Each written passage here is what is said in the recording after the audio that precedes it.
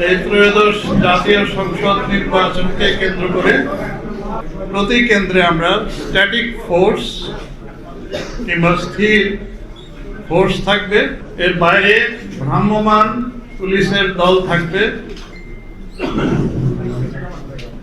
এবং জরুরি পরিস্থিতি মোকাবেলার জন্য আমরা স্ট্রাইকিং পুলিশ ফোর্স বিভিন্ন জায়গায় নিয়োজিত করব। আমরা এবার ইলেকশনে নিরাপত্তা রক্ষার্থে প্রযুক্তির ব্যবহারের উদ্যোগ নিয়েছি। প্রায় 90 কেন্দ্রে সিসিটিভি লাগানো হয়েছে। পুলিশের তরফ থেকে আমরা ঝুঁকিপূর্ণ কেন্দ্রগুলোতে বডি ক্যামেরা ব্যবহার করব। এছাড়া জেলার পুলিশ সুপাররা তাদের কাছে যে ড্রোন আছে, ড্রোন ক্যামেরা, সেগুলো তারা ব্যবহার করবেন। নির্বাচনী নিরাপত্তায় নিয়োজিত পুলিশের সংখ্যা হবে 1,57,805। এর মধ্যে কেন্দ্রে স্ট্যাটিক ফোর্স থাকবে 93,391, বাকিরা মোবাইল এবং স্ট্রাইকিং ফোর্স। এর বাইরেও ইলেকশনে অন্যান্য সাপোর্ট বা সহায়তার জন্য আমাদের 29,798 জনবল নিয়োজিত থাকবে থানায় থেকে বিভিন্ন ধরনের সহায়তার জন্য।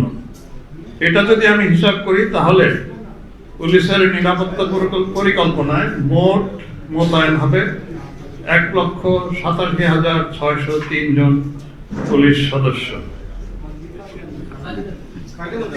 আপনারা জানেন স্বরাষ্ট্র মন্ত্রণালয় বৈধ অস্ত্র জমা দেওয়ার নির্দেশ দিয়েছেন।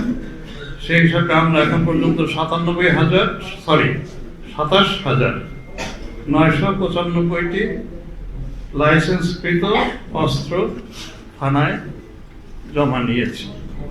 পুলিশ ছাড়াও আমাদের সশস্ত্র বাহিনী, বিজিবি এবং সর্বোপরি আনসার সবার অংশগ্রহণ রয়েছে। সবচাইতে বড় সংখ্যায় নির্বাচনের নিরাপত্তায় নিয়োজিত বাহিনী হচ্ছে আনসার। তাদের সংখ্যা প্রায় 6 লক্ষ। তফসিল ঘোষণার পর থেকে আপনারা জানেন প্রতি বছরই আমাদের মধ্যে উত্তেজনা থাকে, কিছু সহিংসতা ঘটে। আমাদের পরিসংখ্যান মতে 11ই ডিসেম্বরের পর থেকে 9ই ফেব্রুয়ারি পর্যন্ত মোট 317টি সহিংস ঘটনা ঘটেছে। এর মধ্যে আহত হয়েছেন 603 জন এবং নিহত 5 জন। আমরা মনে করি একটা মৃত্যু দুর্ভাগ্যজনক। আমরা চেষ্টা করি যেন একটা মৃত্যু না হয়। তারপরেও দেখা গেছে যুগে যুগে সকল নির্বাচনেই আমাদের এখানে মৃত্যুর ঘটনাও ঘটেছে, আহত হওয়ার ঘটনাও ঘটেছে। এবার আমাদের সর্বোচ্চ চেষ্টা ছিল এ সকল ঘটনা যতটা কম ঘটে তার সর্বোচ্চ চেষ্টা করা। আমরা কতটুকু করতে পেরেছি সেই মূল্যায়ন আপনারা করবেন, দেশবাসী করবে।